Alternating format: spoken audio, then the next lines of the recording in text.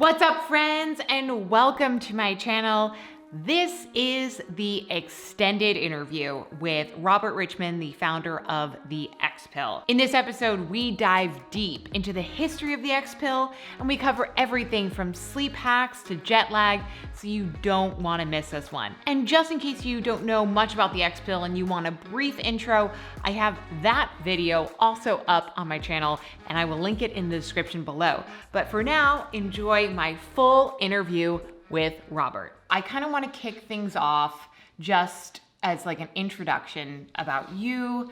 And, for those who don't know, tell us a little bit about the XPILL and your backstory. Great. So my name is Robert Richman. I am a culture hacker by trade. I came out of a lot of different careers, but most known for being a culture strategist at Zappos.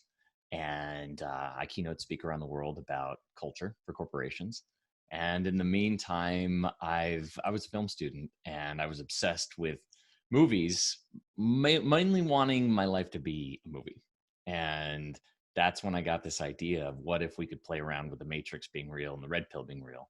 And I couldn't find any red pills, and I found red cinnamon Tic Tacs. I put them in prescription pill bottles and I took them to Burning Man and pretended it was the red pill. People had all these fascinating experiences taking it, new thoughts and great conversations. And then it really all became real when I got a call 2 weeks later from a woman who said, "Do you have any more of those pills?" And I said, "Yeah, why?" And she said, "Because I'm a psychologist and I've been giving these to my patients and they're having big breakthroughs." And that's when I knew something was really real and started to experiment with vitamins, and then eventually made my own pills. And it's been an incredible journey of experimenting with crossing over. I found, there's that Steve Jobs quote that says creativity is simply the act of crossing over two separate ideas, really. And for this, it's really placebo science with self-help and self-development. And there's a whole lot of other elements in there that I've discovered that we can talk about. Just out of curiosity, was that psychologist at Burning Man? Did you Yeah, actually give her the pills? Okay, yeah, cool. And people are very much, I've never been to Burning Man, but I imagine people are very much into self experimentation and taking all sorts of things. So it probably right, was like the best place to begin this, like to have people be guinea pigs, basically. right. Because they're willing to take anything. Yeah. That's awesome. So kind of expanding on that, why do you think this pill, the X pill, has had such a profound impact on so many people, including myself?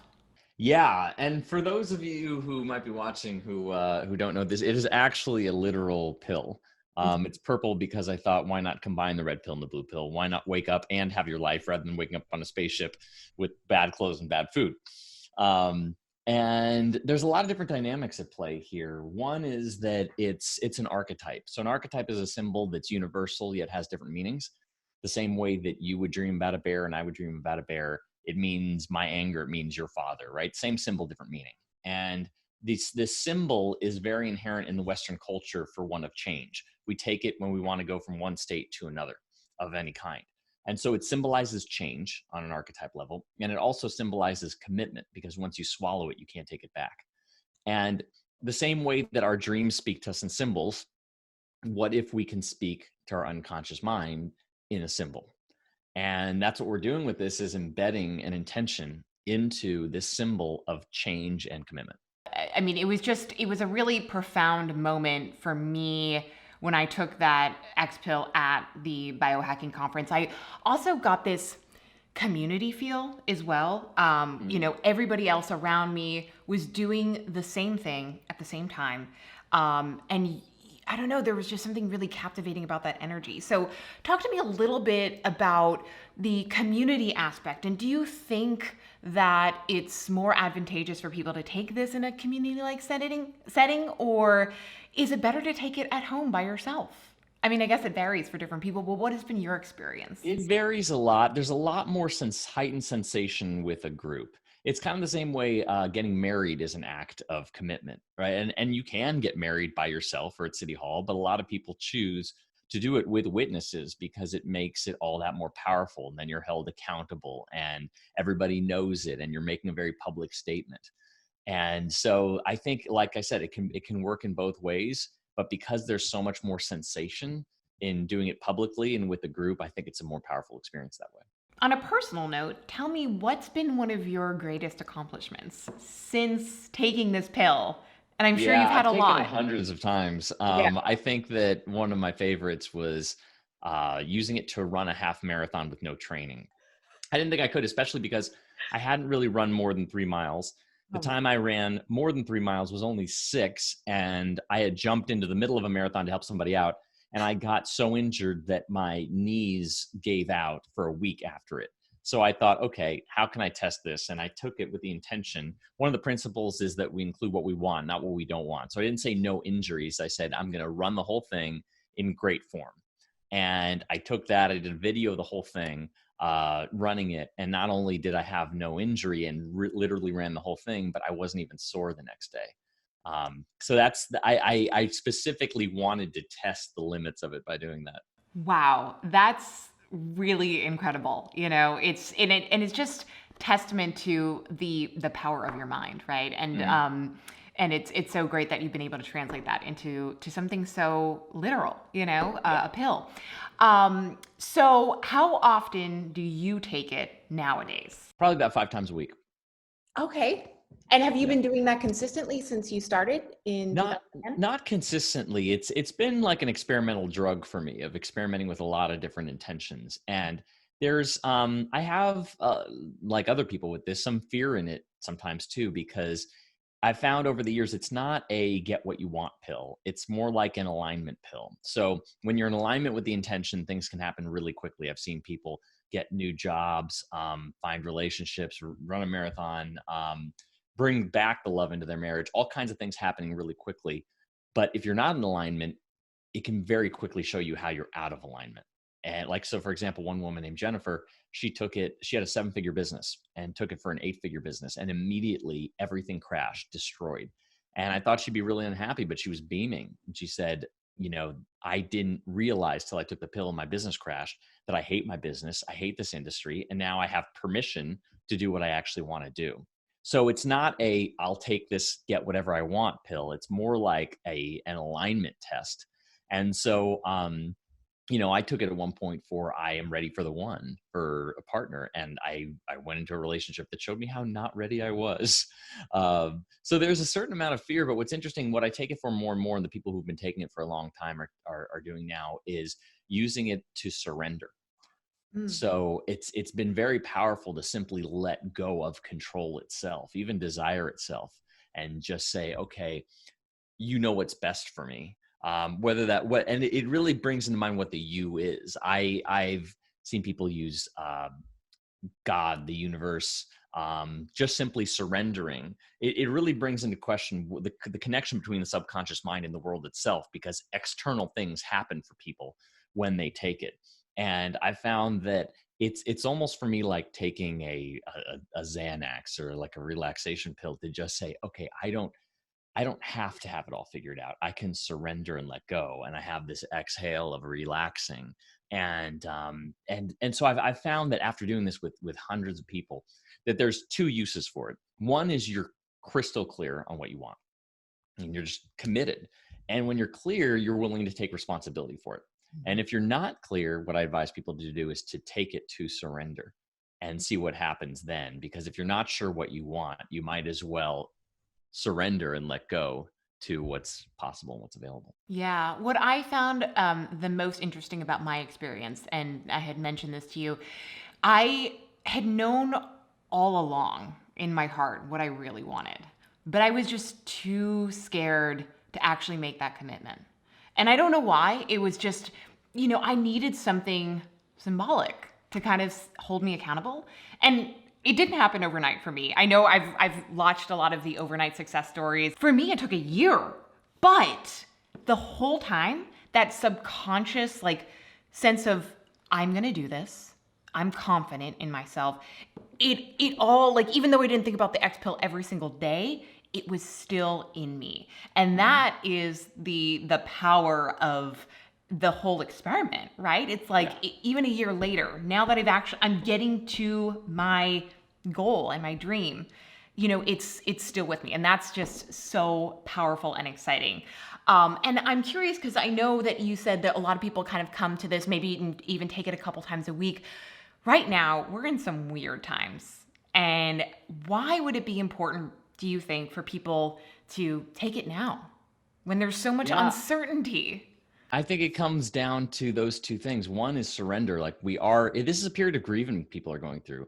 The denial, this can't be real, to anger, to sadness, to bargaining and figuring it out. So the letting go and surrender is one aspect. Or some people are saying, oh, this is my chance to write that book or whatever that thing is. And so using it to commit to yourself, I think it's highly applicable in these times. Absolutely. And just out of curiosity, when you take it like 5 times a week, are you taking it for the same exact reason? Are you doing, different, do you have different reasons every single time? And do you take it like as part of a meditation? I've in all kinds of different ways. We have an activation process that takes people to align the emotion, the why, what you envision happening. And for the bigger takes that I do, where it's got especially a lot of sensation, where you're like, oh my God, having a witness and having somebody take you through that can be really helpful. But now it's in the daily, it's more like a vitamin. It's more like just that reminder to be intentional, to let go, to be present, that type of thing. Cool. Mhm. So I know we're coming up on the 10-year anniversary of when you first brought it to Burning Man. So talk to me a little bit about what is next in the chapter for XPIL. Yeah. So what's next is I've since then developed. This is the The X Y pill pill. kit here. Yeah, the Y pill, right? This is the X pill activation kit here Cool. that Yeah. includes Wow. the book that I wrote about it, which is the X, the story of a magic pill, the full 30-day supply, and what we call the activation chamber, the glass chamber that you got at the Bulletproof event, the biohacking event. Yeah, and it's got these activation cards that help you take you through the process, as well as this is fun to create. I said, want support, and there's the operator from the Matrix, Oh, and that's you just awesome. text in to the operator to get help, like Neo Yeah. is calling in operator. I've been really influenced by this idea of free. Like when I was at Zappos, we had this incredible free offer that we did. I ran something called Zappos Insights, where we do corporate training, and we have this culture book that's a beautiful book, and people could get it just for free. And we would monetize it on the back end with the training. And I was really inspired by that. We grew an incredible business that way. And everybody was loving it because they got something of such high value for free, that and the tour at Zappos. But I'm excited to get this to as many people as possible, for them to experiment on their own, to train people like doctors, psychologists, those types of people to use it with their patients. The way I see it is, I love that everybody who takes it takes ownership and responsibility and really credit for what they do with it. And they say, I did that, right? And it's the same way that if you design a great piece of online art, um, you did it, but Photoshop was the tool, right? Photoshop couldn't create that for you, but it's the tool. And that's what I see with this, is that you're creating the change. You're really doing a lot of it, but this is the tool to help you make that happen. And then what new projects are you working on? Or like what is getting you really excited these days? Obviously, what you just explained, but is there anything else in the back burner that no one else knows about that you can secretly tell us? Yeah, there's two big things I'm working on in addition to XPill. One is virtual experiences for companies. So I typically do keynotes, which have mostly been punted or canceled, and creating virtual experiences. I've realized that people don't want just online speeches. They want an experience. And my big learning throughout my whole life is experiences shift people. It's that much more than content. So I'm figuring out how to do online experiences, teaching online culture itself.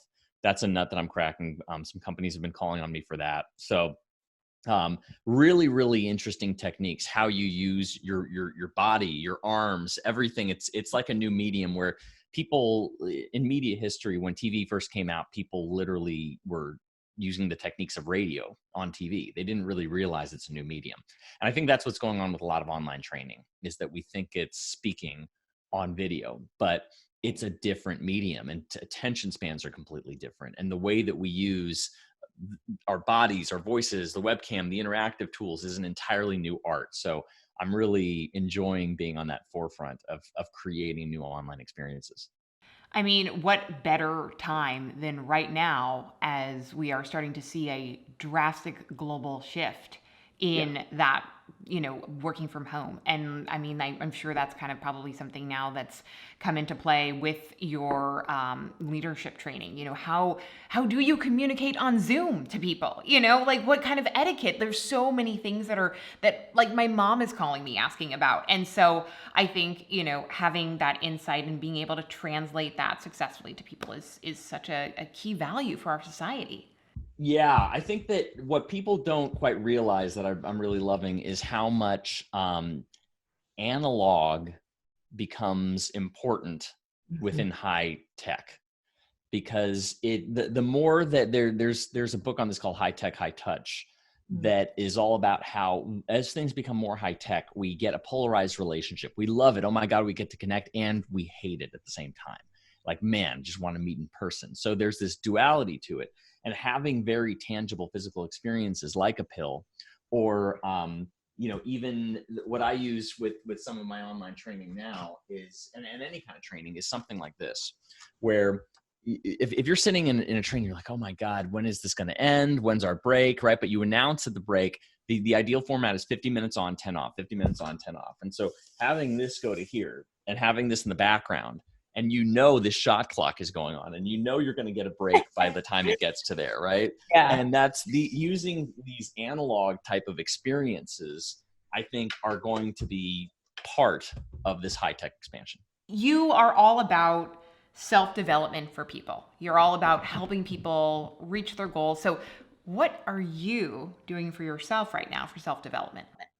Yeah, this is part of actually another project I'm working on called the 48-hour day, which is all about doubling productivity. And it's concepts that you're aware of. Like if you can double your deep sleep, that's like you got twice the amount of sleep. And the big missing factor in productivity that I think nobody's talking about, that I'm going to be sharing more on, is everybody's obsessed with evening or with morning rituals. But I think the evening ritual is actually the high leverage point, because if you think about it, I do this in my training where I say, your day is like a flight. You take off, you fly, you land, right? And what's the most important part of a flight? And people are like, the takeoff. I'm like, no.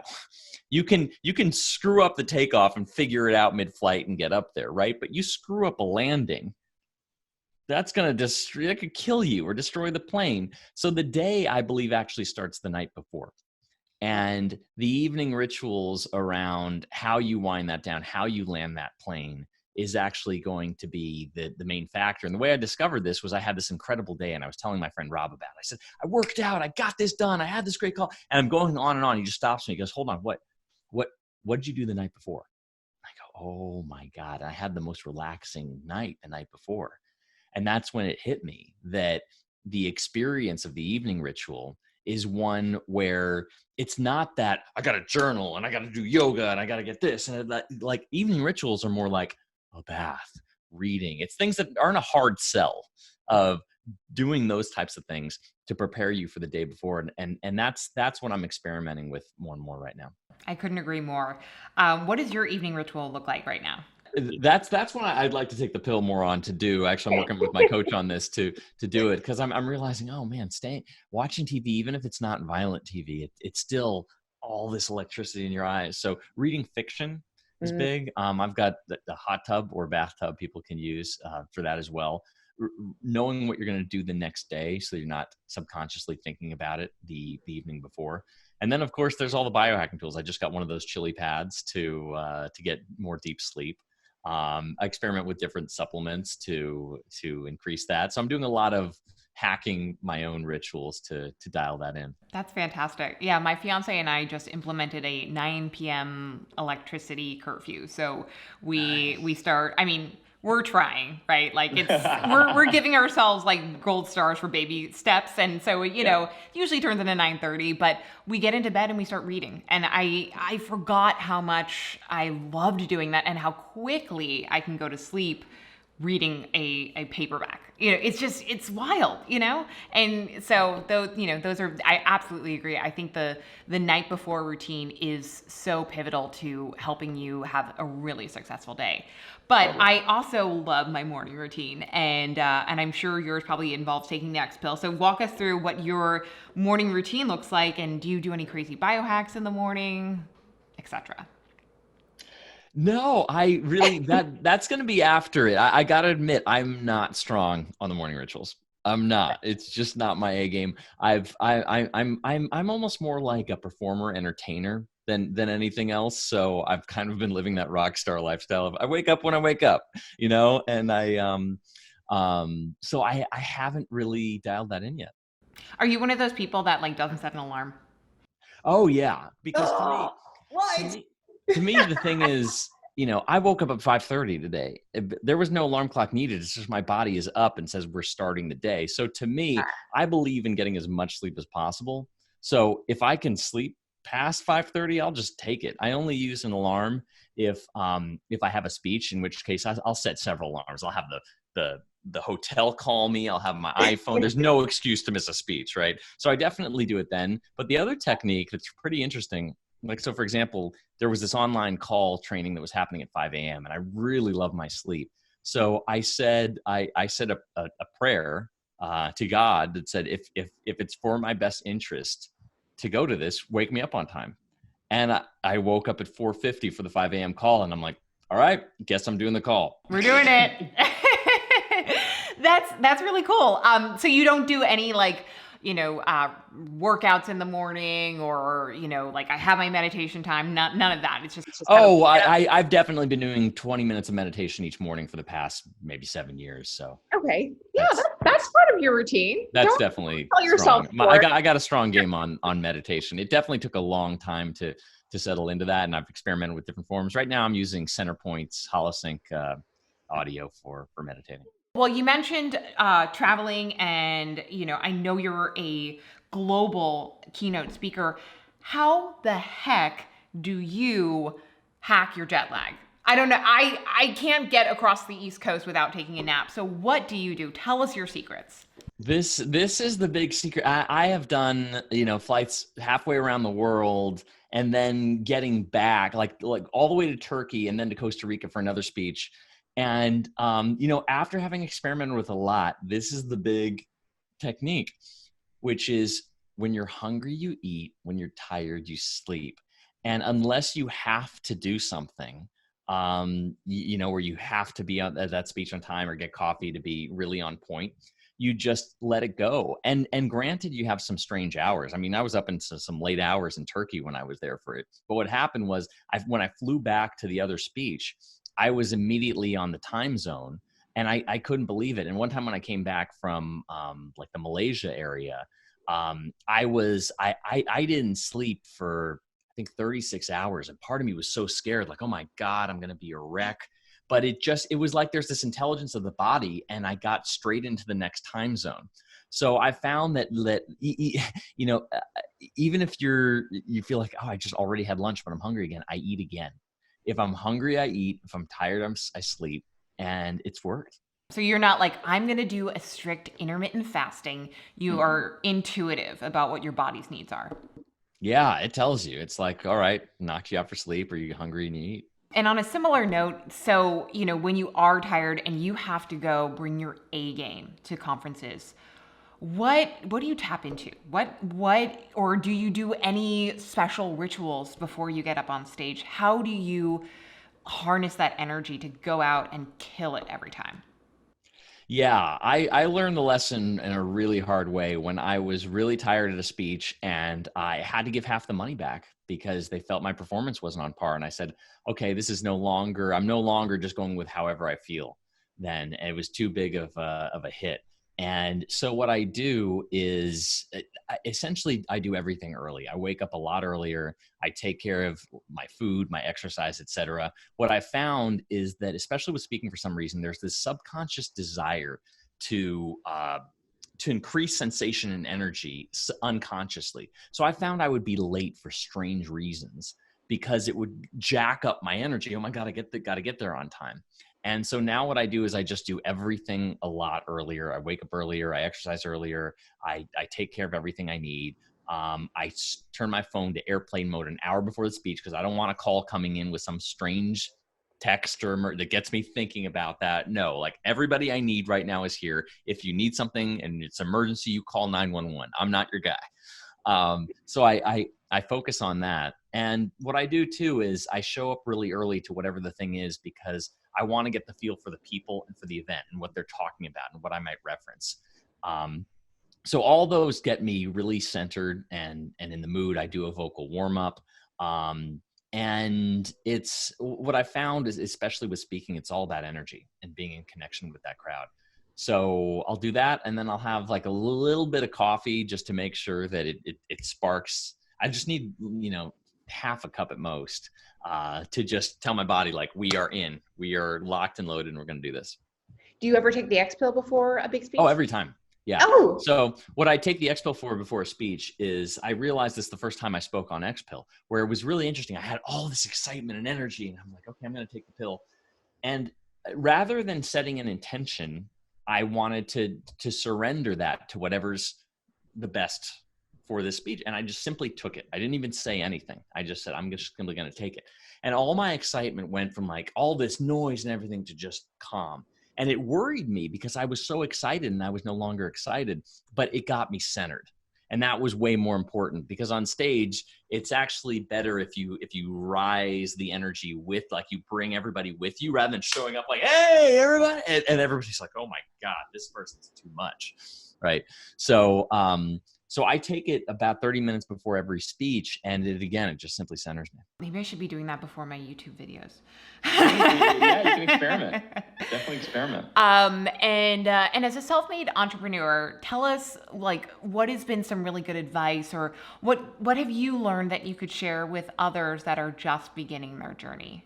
I have certain tests for decisions. And one of them, especially with any kind of venture that you're doing, is I ask two questions. The first is, if I know this will fail, not maybe it'll fail, if I know this will fail, is it still worth it?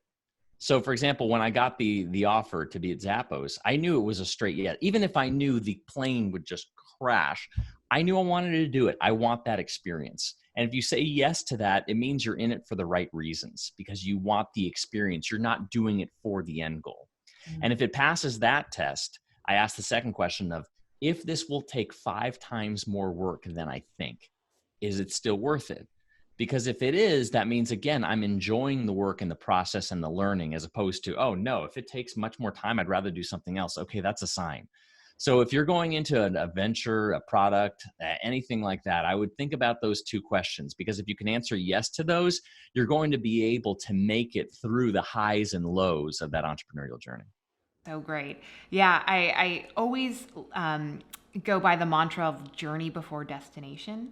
Mm-hmm. And it really, you have to love the process. You have to, because if you don't, your heart's not in it. And then right. you're almost setting yourself up for failure. So I completely agree. Well, I think that's about all of my questions. Anything else that you'd like to mention or plug here? No, I'm really excited to be here and talking to everybody about it. I think that what I hope that if people try it is that they report back on their experiments. Again, I want this to be the platform. I'm going to open source the activation method itself. I want all kinds of people to use this for different reasons and for them to take the credit for it. And this I see as a platform. It's like a software platform for development. So tell us where we can find out more about you and the XPILL. Yeah, XPILL's at xpill.com, XPILL.com. And my work in the corporate world is at robertrichman.com, RICHMAN. Cool. Great. Well, thank you so much for taking the time. This was really fun. I'm so glad that we were able to connect. And I'm really excited to put this out for the universe. Thank you. Me too. It's an honor and a pleasure. And I'm so glad that you had a great experience, and congratulations on your new career.